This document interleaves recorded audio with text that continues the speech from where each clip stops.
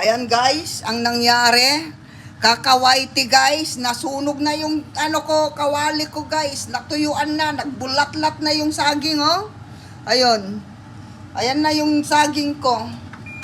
Ayan, para makita nyo guys, sunog na talaga, kagagawa ng whitey to. Whitey pa more. Ayan.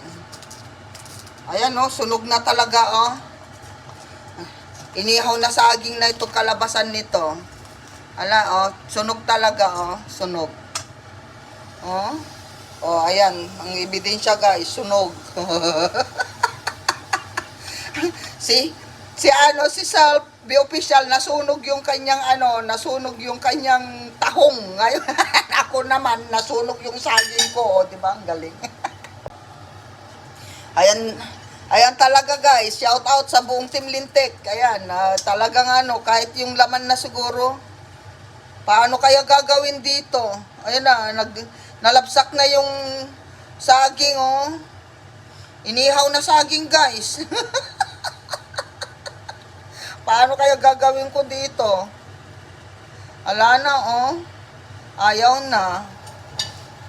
Iano ko na lang kaya dito, ilubak. Nilubak ko na lang kaya, nilubak.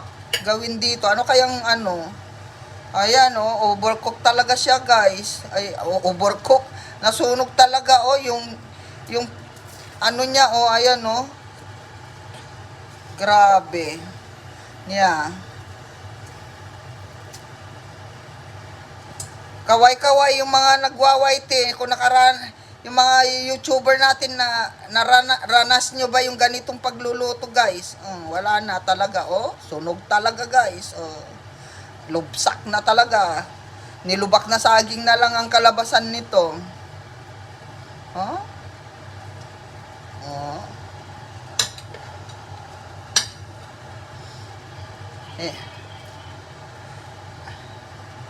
Ayan talaga, guys.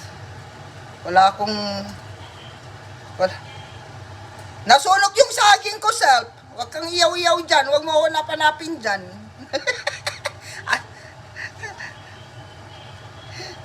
Nasaan daw ako? Sabi ng sekretary ng Team Lintek. Ito, nasunog yung saging. Ayan. Oh, ayan na guys. Oh. Ano kayang gawin ko dito guys? Yung kawali ko nasunog.